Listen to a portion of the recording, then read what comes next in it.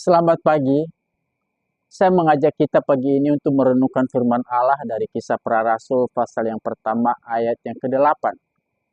Di mana bunyinya, tetapi kamu akan menerima kuasa kalau Roh Kudus itu turun ke atas kamu, dan kamu akan menjadi saksiku di Yerusalem, di seluruh Yudea, Samaria, sampai ke ujung bumi. Pertanyaannya adalah, seperti apa sih menjadi saksi Kristus? Tentu ada dua hal secara garis besar. Yang pertama adalah menjadi saksi Kristus artinya menjadi penginjil, pemberita Injil, atau segala aktivitas yang terkait dengan pemberitaan Injil atau kegiatan gereja, kegiatan gerejawi. Dan yang kedua adalah menjadi saksi Kristus artinya mengamalkan nilai-nilai kekristenan, nilai-nilai Kristiani di dalam kehidupan sehari-hari. Lalu kalau ditanya apa sih yang paling sulit di antara keduanya? Ya tentu dua-duanya sulit. Dan yang lebih sulit tentunya adalah mengamalkan nilai-nilai kekristenan itu dalam kehidupan sehari-hari. Mengapa?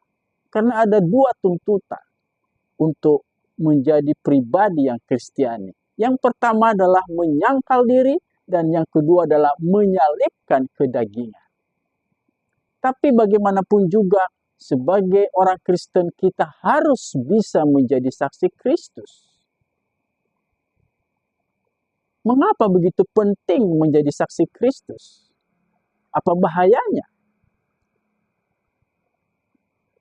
2 Korintus 6 ayat yang ketiga memberikan jawaban kepada kita. Yang pertama adalah, apabila justru kita jadi aktivis gereja, entah jadi pendeta, pengajar, penatua, atau apapun, dan kita dikenal sebagai aktivis, bahkan dinilai sebagai sesepuh di gereja, sebaliknya kita enggak mampu mengamalkan nilai-nilai Kristiani dalam kehidupan kita, firman Allah mengatakan kita justru menjadi batu sandungan. Dan menurut 2 Korintus 6 ayat yang ketiga ini, hal yang kedua adalah jika kita sudah dikenal bahkan menjadi pengajar, pengkhotbah, penginjil, pendeta, penatua, dan lain sebagainya, tetapi ternyata kehidupan kita tidak menunjukkan nilai-nilai kekristenan, ayat ini mengatakan justru apapun yang kita lakukan dalam pelayanan menjadi celak, menjadi cemoohan, menjadi cibiran, menjadi berita viral yang buruk di dalam jemaat. Nah, oleh karena itu, kita harus menjadi saksi Kristus. Kita harus berubah. Bagaimana caranya? Ada dua hal yang harus kita lakukan. Meninggalkan perilaku yang buruk menjadi pribadi yang menyenangkan hati Tuhan. Yang pertama adalah sebagaimana di dalam Roma 12 ayat yang kedua. Bahwa kita harus merelakan diri diubahkan oleh Tuhan sehingga menjadi pribadi yang makin berkenan kepada Tuhan. Makin mengenal kebenaran. Kita harus berubah.